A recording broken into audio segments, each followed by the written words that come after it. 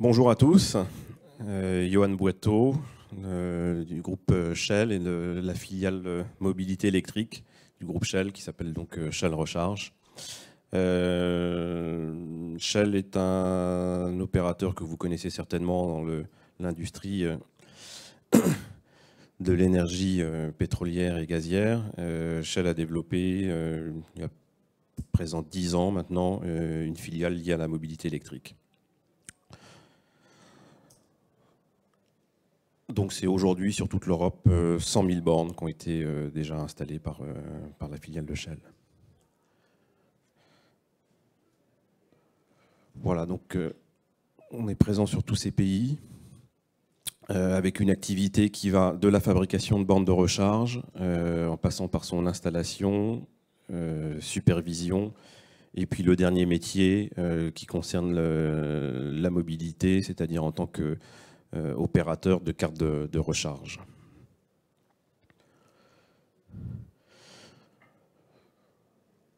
Je pense qu'un certain nombre d'entre vous ont entendu parler de tout ce qui concerne le prééquipement des immeubles neufs en matière d'installation de recharge pour véhicules électriques.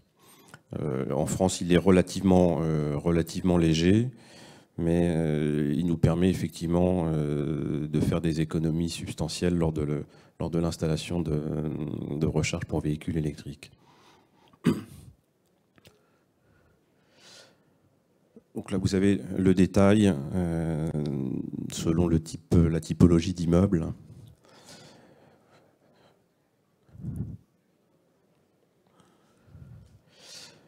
Alors, un des points réglementaires qui favorise le développement, le déploiement de la mobilité électrique, ça concerne le renouvellement des flottes de véhicules d'entreprise qui, au fur et à mesure des années, voit son taux s'accroître et qui oblige effectivement les entreprises à avoir davantage de véhicules électriques ou hybrides rechargeables lors du renouvellement de leur flotte d'entreprise. Donc on travaille beaucoup en collaboration avec eux pour équiper sur le site de l'entreprise et également pour équiper les collaborateurs à leur domicile.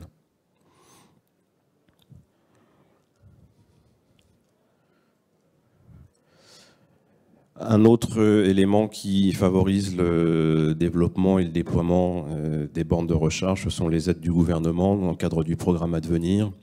Vous avez les principaux taux et plafonds d'aide selon les différentes situations. Donc c'est des taux qui sont, enfin des montants qui sont quand même substantiels et qui peuvent couvrir jusqu'à 30 à 50% du montant de l'investissement, c'est-à-dire matériel et installation. Et qui, pour un certain nombre d'entreprises, est un véritable, je dirais, une aide à la décision. On a des clients qui ont été extrêmement motivés par ce programme.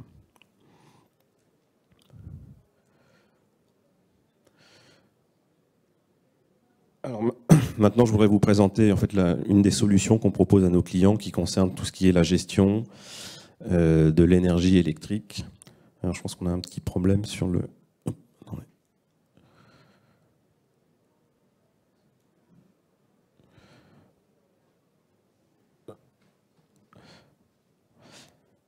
Donc, je disais, je voulais vous présenter un petit film qui concerne le pilotage énergétique, c'est-à-dire la distribution et la répartition de l'énergie au sein d'un bâtiment qui comprend notamment une infrastructure de recharge pour véhicules électriques. Donc, je vais revenir sur le film.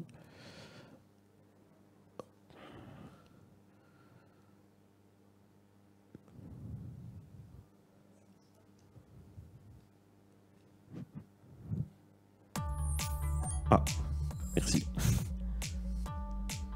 En tant qu'entreprise, vous souhaitez permettre à vos collaborateurs, visiteurs et clients de recharger leur véhicule électrique sur votre site. Mais votre infrastructure actuelle ne permet pas toujours d'installer l'infrastructure de recharge adaptée à votre entreprise. L'énergie disponible au sein de votre réseau limite le nombre de bornes possibles à installer et les mises à niveau de votre réseau électrique sont coûteuses. Et quand le courant utilisé par l'immeuble et les bornes de recharge dépassent la capacité disponible, cela occasionne de nombreuses coupures de courant qui perturbent votre activité. Vous devez alors réduire le nombre de bornes à installer ou la puissance de recharge délivrée. Le service d'équilibrage de charge dynamique, Dynamic Power Management pour entreprise, assure une utilisation optimale de l'énergie disponible. En répartissant de façon dynamique l'électricité disponible au sein de votre réseau, entre votre bâtiment et vos bornes de recharge, le module DPM pour entreprise vous permet d'augmenter le nombre de bornes ou la puissance de recharge sans mise à niveau coûteuse de votre réseau. Le module DPM pour entreprise mesure en continu l'énergie consommée par votre bâtiment et fournit l'énergie restante aux bornes de recharge, selon une répartition équitable entre les différentes bornes utilisées. Ce module a été conçu pour empêcher que la consommation totale d'énergie dépasse la capacité disponible, et ce, grâce à une réponse rapide face aux pics de demande. Avec Dynamic Power Management pour entreprise, vous pouvez concilier puissance de recharge et activité quotidienne, et même vous préparer à l'avenir grâce à une infrastructure de recharge facile à agrandir. Ensemble, nous pouvons créer un avenir énergétique plus propre et intelligent. Contactez votre gestionnaire de compte ou envoyez un mail pour découvrir en quoi Dynamic Power Management pour entreprise peut vous aider.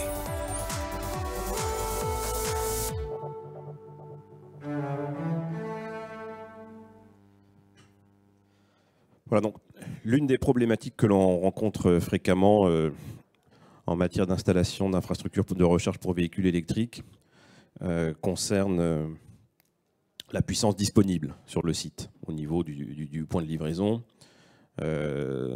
sachant qu'un certain nombre de nos clients ne souhaitent pas forcément souscrire un abonnement avec une puissance extrêmement élevée.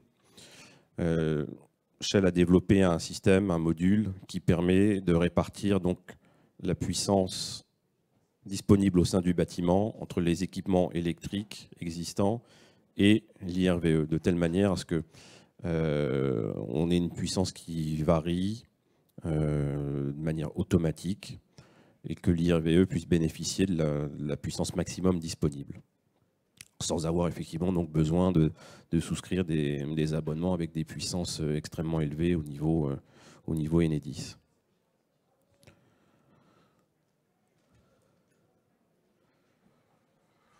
Voilà, je sais pas. Donc c'est une solution qui a été déployée notamment avec l'entreprise DHL qui ont équipé une partie de leur flotte de livraison avec des véhicules électriques. Donc avec un fort turnover et une forte demande en énergie, mais toujours de manière ponctuelle. Donc c'est la raison pour laquelle on a installé avec eux ce système de pilotage énergétique. Voilà, écoutez, maintenant je vais laisser place aux questions éventuelles, pas forcément que sur le pilotage énergétique, mais si vous avez d'autres questions concernant la mobilité électrique en général, les bornes de recharge, voilà.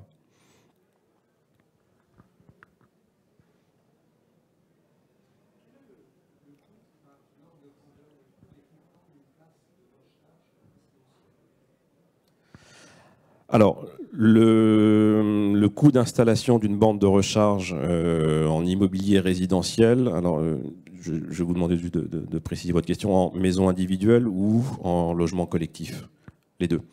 En maison individuelle, je dirais qu'il faut compter un budget d'environ 1 500 € hors taxe. Après, ça va dépendre, je dirais, de la distance entre la borne et le tableau, et également si l'installation est en monophasé ou triphasé. Mais je dirais qu'à partir de 1 500 € hors taxe, vous avez une borne connectée, de très bonne facture et une installation clé en main.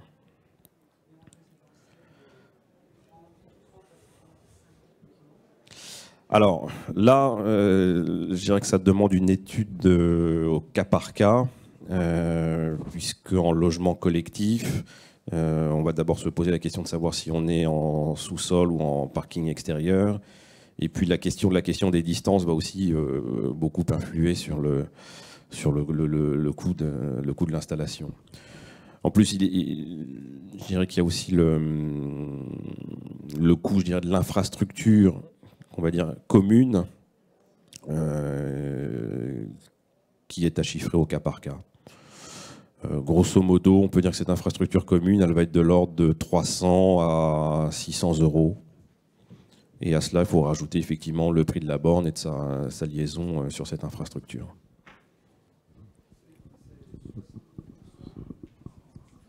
C'est 70% environ du coût d'une installation dans le cas d'un pavillon.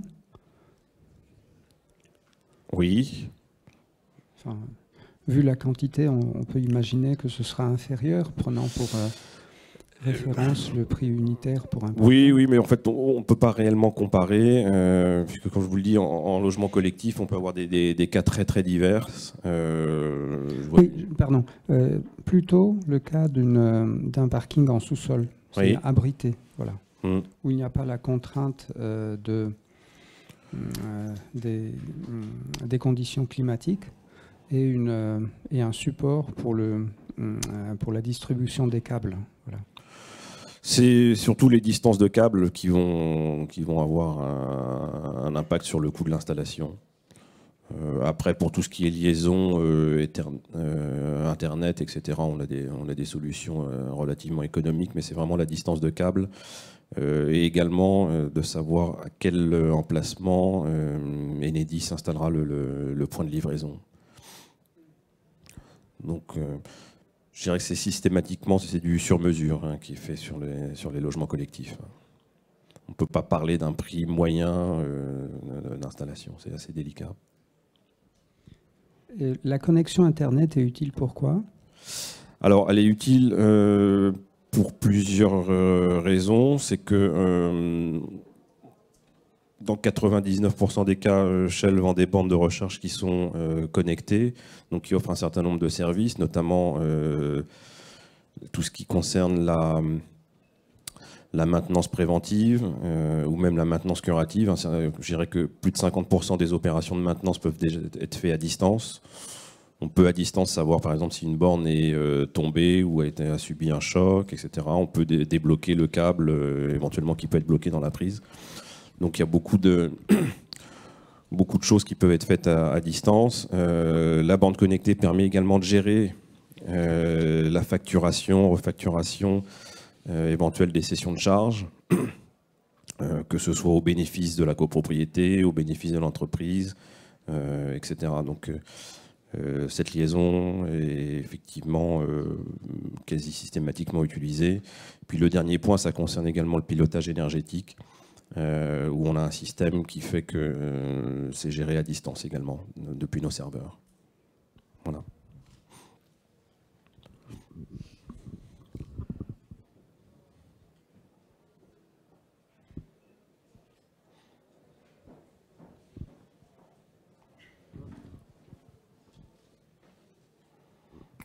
Est-ce qu'il y a d'autres questions sur la mobilité électrique, carte de recharge, borne de recharge?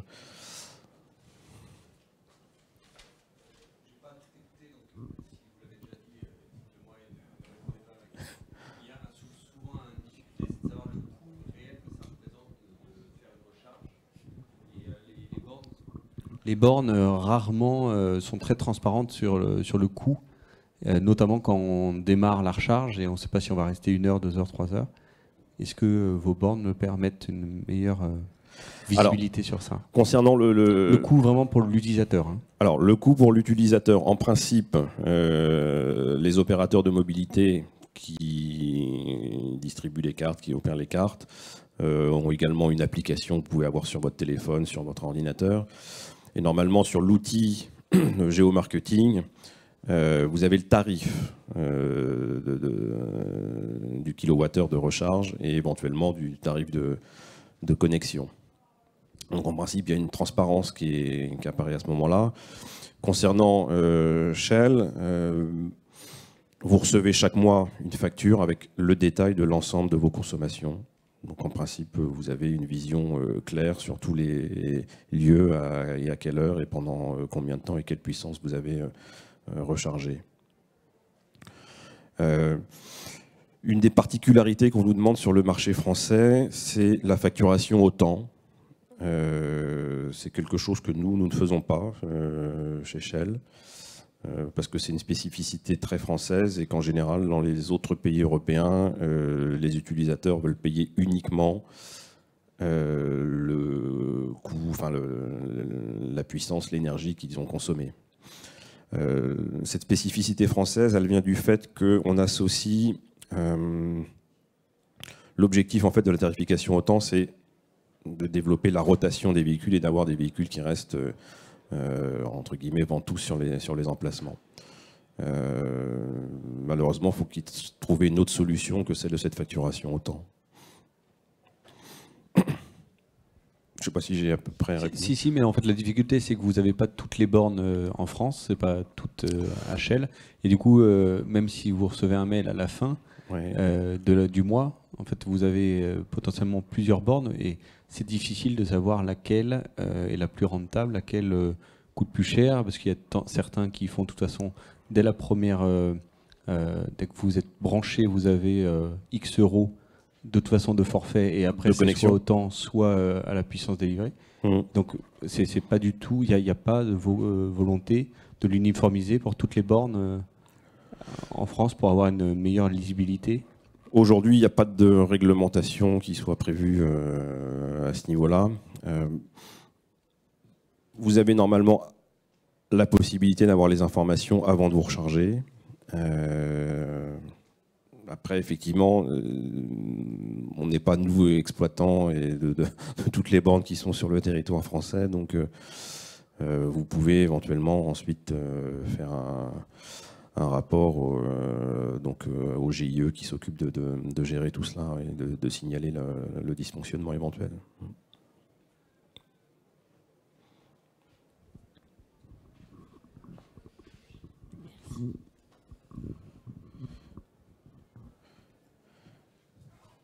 J'ajouterais qu'aujourd'hui, pour avoir une ordre d'idée, le parc roulant en véhicule électrique, c'est entre 1 et 2% du parc roulant. Donc on est aujourd'hui au tout début de la mobilité électrique et il y a encore beaucoup de choses qui vont évoluer. Comme je vous le disais, Shell s'est lancé dans la mobilité électrique il y a 10 ans. Donc en l'espace de 10 ans, il s'est déjà passé beaucoup de choses.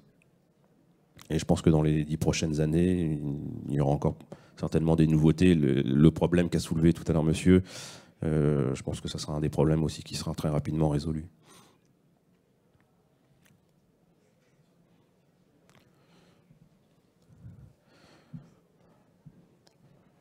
Est-ce qu'il y a d'autres questions sur la recharge, sur les bornes, sur le matériel, sur la supervision des bornes, la maintenance ?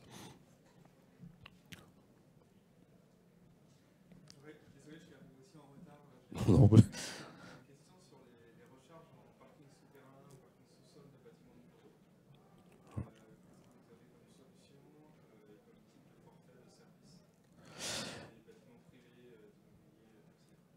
Donc on a des solutions, on a déjà.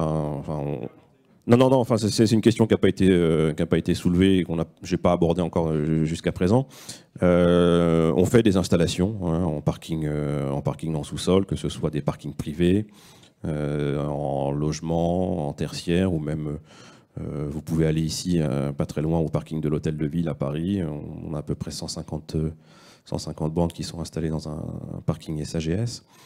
Donc on a des systèmes qui fonctionnent parfaitement et les bornes sont effectivement connectées, reliées à nos serveurs sans difficulté avec des systèmes de routeurs et de câblage. Donc il n'y a pas de difficulté. Il y a des solutions techniques, voilà. Il n'y a pas de.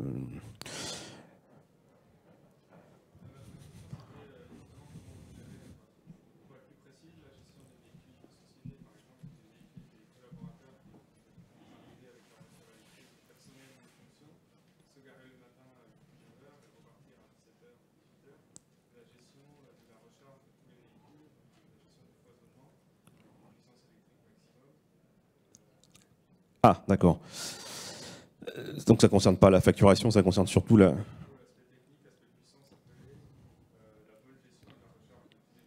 D'accord. Alors, effectivement, j'ai présenté tout à l'heure un des systèmes dont on dispose.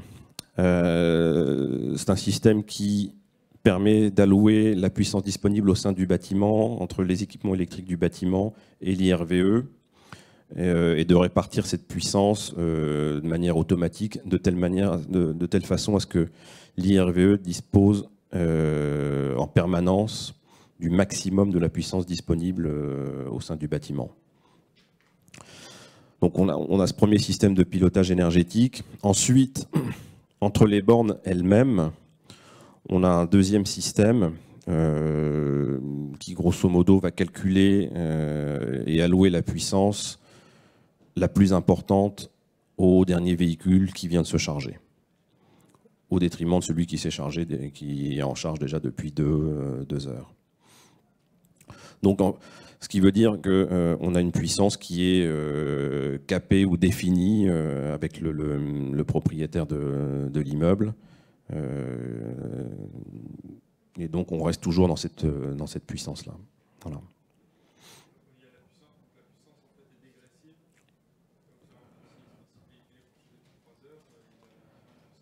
Oui, oui, sachant que lorsque la batterie est rechargée à 80%, les 20% restants mettent autant de temps à se recharger que les 80 premiers pourcents. Donc voilà, le premier paramètre, c'est le début de charge.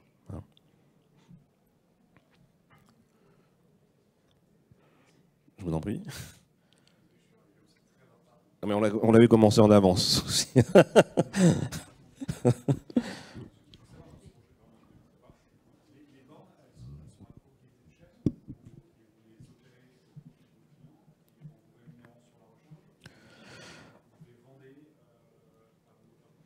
Alors, sur le business model de Shell, les bornes ne sont jamais la propriété de Shell, elles sont vendues.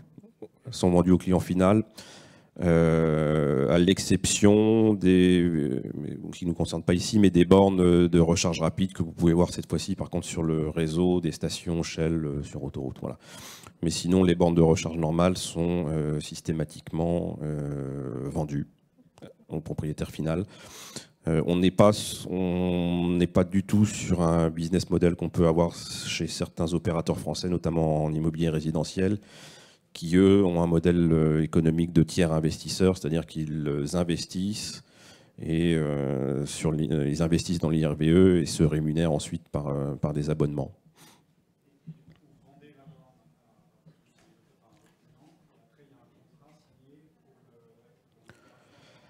Alors, effectivement, concernant la supervision et la maintenance, ça fait l'objet d'un contrat à part.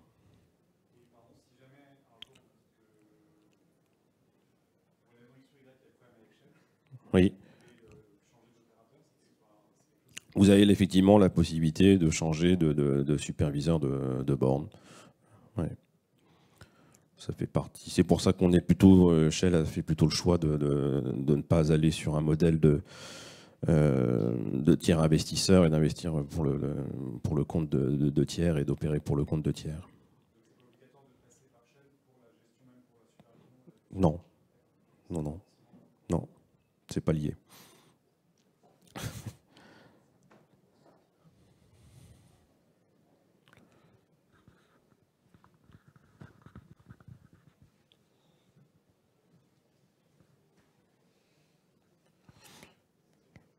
Est-ce qu'il y a des questions sur justement le système de facturation, refacturation des sessions de recharge, que ce soit en immobilier tertiaire ou résidentiel?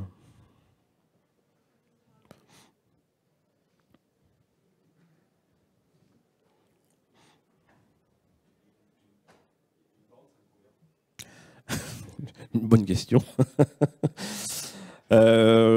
Les bandes connectées, c'est 1 000 € hors taxe, prix catalogue de Shell. Oui. Oui.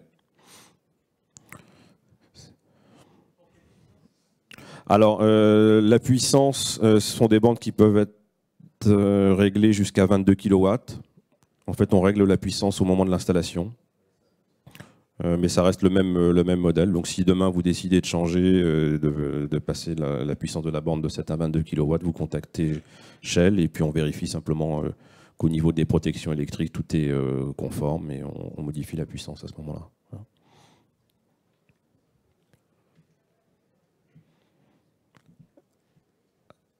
Est-ce qu'il reste encore?